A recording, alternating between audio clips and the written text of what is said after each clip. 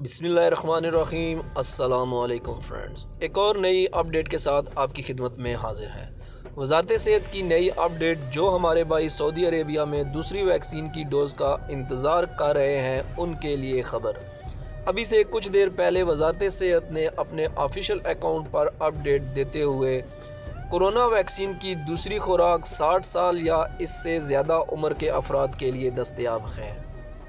60 साल से कम उम्र के लोगों के लिए अभी अपडेट नहीं आई। उम्मीद करते हैं कि आज की इन्फॉर्मेटिव वीडियो आपको अच्छी लगी होगी। इस तरह की मज़ीद अच्छी इन्फॉर्मेटिव वीडियो हासिल करने के लिए हमारे चैनल को सब्सक्राइब ज़रूर करें। आपके कीमती वक्त का शुक्रिया। अस्सलामु अलैकुम व रहमतुल्लाहि व बरकातुहू।